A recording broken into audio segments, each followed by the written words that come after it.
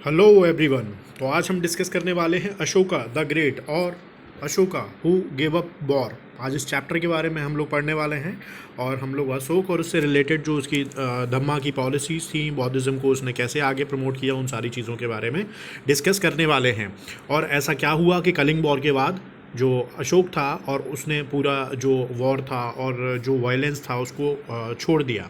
आज हम ये सारी चीज़ें इस चैप्टर में डिस्कस करने वाले हैं। किंगडम, इसके कुछ चैप्टर की कीवर्ड्स हम लोग देख लेते हैं। किंगडम का मतलब होता है territory which was ruled by a king or queen, एक ऐसी टेरिटरी जो किंग या क्वीन रूल करे। Empire, a group of countries ruled by a single monarch. Empire का मतलब होता है एक ग्रुप ऑफ कंट्रीज जिसको एक सिंगल मोनार्क रूल करता है। Dynasty, a line of hereditary rulers in a country. और हेरिडेटरी से जो एक के बाद एक परिवार में ही जो राजा आते हैं उसको बोलते हैं dynasty. Who is Ashoka, Ashoka कौन था? Ashoka was an Indian emperor of the Mauryan dynasty. Mauryan dynasty का ये इंडियन एम्परर था। ही रूल्ड द इंडियन सब कॉन्टिनेंट फॉर 268 टू 232 BC।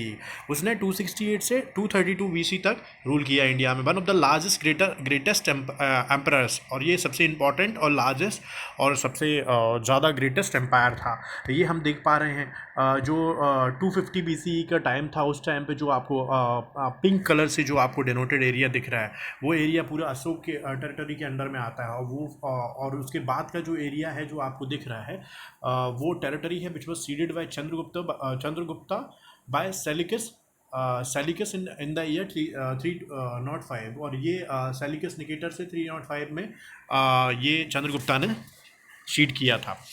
और इम्पॉर्टेंटली तो हमने इस लोकेशन को देखा और इस लोकेशन को देखने के बाद हमें ये सारी चीज़ें बाहर आती हैं कि अशोका जो था उसने किस तरह से सारे अपनी पूरी जो पूरा एम्पायर था उसको इंक्रीज़ किया था। हम मेजर कैपिटल सिटीज़ देख लेते हैं। तक्षशिला, जिसकी तक्षशिला एक कैपिटल सिटी थी, उज्जैन थी, पाटलिपुत्र थी, पटना, सारनाथ जिसको वाराणसी या बनारस बोला जाता था या काशी, और मगधा जो कि one of the most important 16 जहाँ महाजनपद में जिसको कंसिडर किया जाता था वो थी मगध। इसके बाद हम देखते हैं तक्षशिला का कुछ इमेजेस हमारे सामने दिख रही हैं। इस इमेजेस से हमें पता चलता है कि किस तरह से जो अभी भी हमारे पास जो शटर्ड है, जो चीज़ें बची हुई हैं इस पूरी डायनेस्टी के, उसकी इमेजेस हैं। इससे हमें क्लियर हो जाता है। उसके बाद हम देखते हैं Takshashila which mean city of cut stone. Cut stone की सिटी कहा जाता था। An important is an important archaeological town. It is situated in Pakistan. और ये इंपॉर्टेंट आर्कोलॉजिकल टाउन है जो कि पाकिस्तान में सिचुएटेड है। और इसमें 5 छोटे छोटे स्तूप हैं इन सिटी में, ठीक है। फिर हम बात करते हैं उज्जैन की। उज्जैन जो कि महाकालेश्वर जो कि क्षिप्रा नदी के तट पे बसा हुआ मध्य प्रदेश का एक छोटा सा डिस्ट्रिक्ट है, जो कि एंशियंट टाइम पे टेम्पल्स के लिए जाना जाता था और वहाँ पे ट्रेड सेंटर भी होता था। और in ancient time it was also called Ujjaini, और एंशियंट टाइम में इसको उज्जैनी भी कहा जाता था, क्षिप्रा के तट पे था, और इसको मंदिरों की नगरी भी कहा जाता था। पाटलिपुत्र जो कि मॉडर्न पटना है, वहाँ पे इस तरह से ये जो पूरा जो दिखाया जा रहा है, जिस तरह से वहाँ पे ये लोहा स्तंभ बना हुआ है, ये सारी चीज़ों के अवशेष वहाँ पे मिले हैं। पाटलिपुत्र जो कि मौर्यन कैपिटल थी, प्रेजेंट डे गंगा का जो एरिया है उस एरिया में पूरा उसको कंसिडर किया जाता था। और गंगा से जो फिर सेंट्रल और साउदर्न और नर्मदा के ऊपर का जो रीजन रहता था वो पूरा गंगा रिवर का ड्रेनेज एरिया रहता था। और वहीं पे पूरा मगधन एम्पायर का रूल चला करता था। सबसे largest city in the world during that era, उस एरा की सबसे बड़ी और लार्जेस्ट सिटी थी। Contained more than 5 lakh resident, और उसमें मोर देन 5 लाख रेसिडेंट्स रहते थे।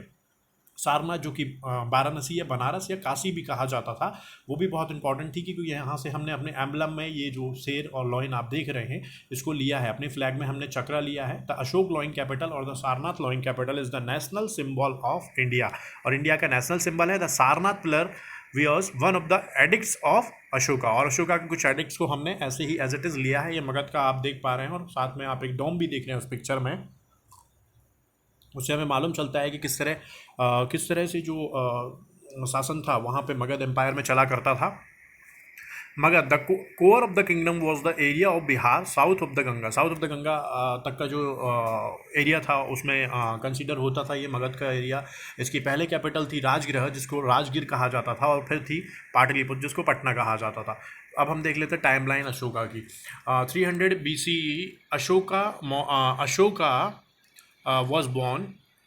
देन 284 अशोका मैरिज हुई अशोक की।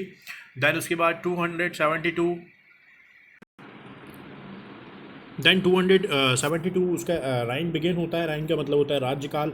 उसके बाद 273 अशोका सक्सीड किया गया थ्रोन पे, और उसके बाद उसको फिर क्राउन मिला 269 पे। 261 पे ऐसा कहा जाता है उसने कलिंग वॉर किया, जिसमें उसका जो कलिंग वॉर, कलिंग एक उड़ीसा की एक उड़ीसा को कहा जाता था, वह एक ऐसी इंपॉर्टेंट प्लेस थी जिसको अशोक ने जीत नहीं पाया था, इसलिए उसको बड़ी ही प्रॉब्लम आती थी, क्योंकि वो कलिंग हमेशा उसकी जो राज्य हैं उसके जीते हुए उस राज्यों के बीच में पड़ता था, तो इसलिए उसने कलिंग पे अटैक किया। और उसके बाद जो उसने ब्लड शेड देखा और जो रक्तपात देखा, उससे जो अशोक था उसका हृदय परिवर्तन हो गया, और हृदय परिवर्तन के बाद उसने अपने आप को वायलेंस के, पहले बहुत क्रूअल हुआ करता था, फिर उसने अपने आप को चेंज कर लिया और फिर उसने नॉन वायलेंस को प्रैक्टिस करना शुरू कर दिया।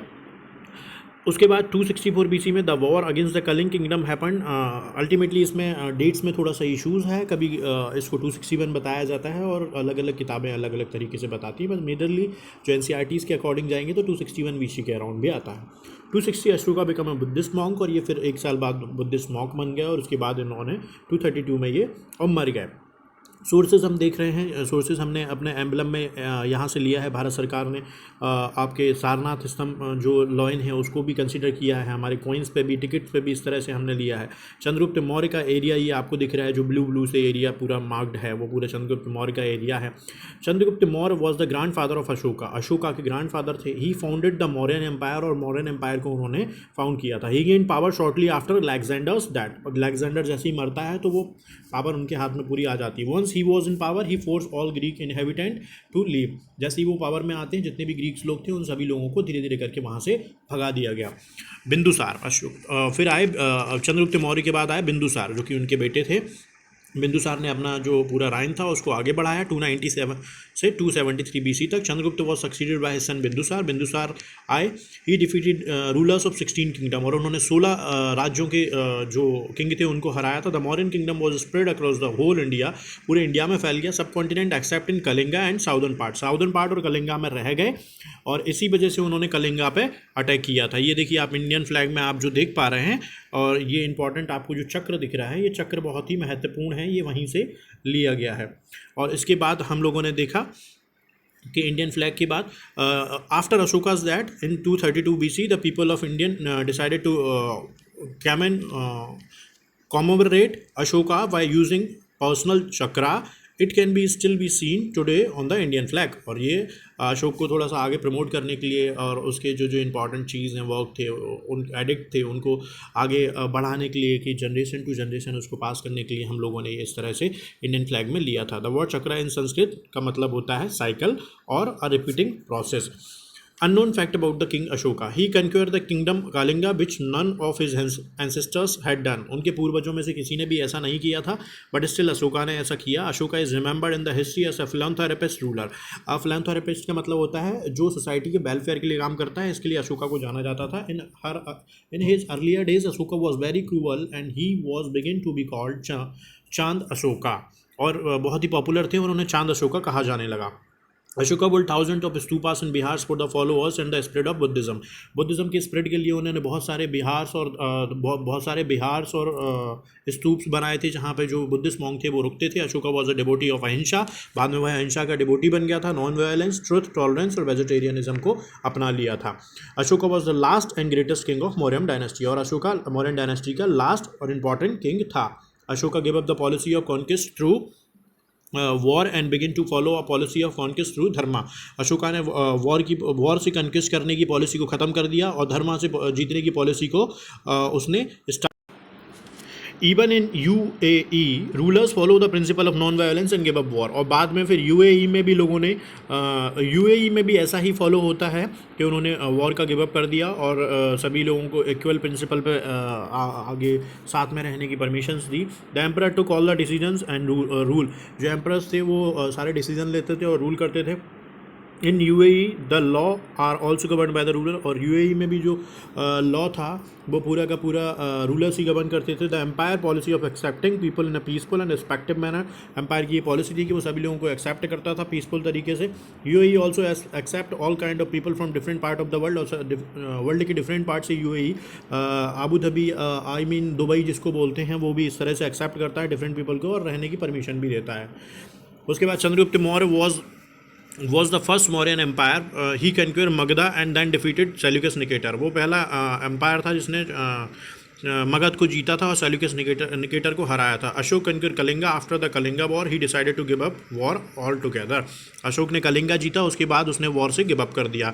Ashoka policy of Dhamma was based on the principle of peace. इसकी जो पॉलिसी थी वो पीस के प्रिंसिपल पे, टॉलरेंस के प्रिंसिपल पे, नॉन वायलेंस के प्रिंसिपल पे, को एग्जिस्टेंस के प्रिंसिपल पे, ट्रुथ पे, चैरिटी पे, रिस्पेक्ट पे for all. He issued edict and appointed officer to spread dhamma, और इसने ऑफिसर्स को भी अपॉइंट किया था जो ऑफिसर्स क्या करते थे, धम्मा की पॉलिसी को स्प्रेड करते थे, अशोक और बुद्धिज्म को आगे बढ़ाते थे। Ashoka is famous for his public welfare measure. Ashoka अपने पब्लिक वेलफेयर मीजर्स के लिए बहुत फेमस थे। He built roads, rest houses, hospital and dug wells, और उसने रोड, रेस्ट हाउस, हॉस्पिटल्स और डक वेल्स को बनाया।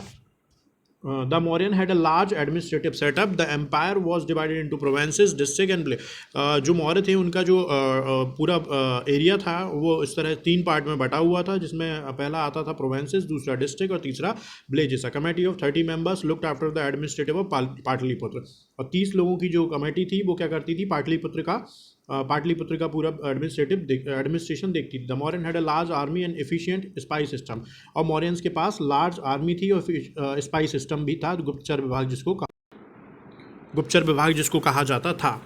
Thank you. आई होप आपको ये चैप्टर पूरा समझ आ गया होगा, जिसमें हमने अशोक और उसकी धम्मा की जो पॉलिसी थी और किस तरह से वो उसका पूरा हृदय परिवर्तन हो गया कलिंगा वॉर के बाद, और उसने बौद्धिज्म को आगे प्रमोट किया, अहिंसा को फॉलो किया। तो आई होप कि आप लोगों को सारा समझ में आया होगा। Thank you so much. जुड़े रहिए, मैं पूरे NCERT के लेक्चर्स धीरे धीरे आपके लिए लाता रहूँगा। Thank you so much.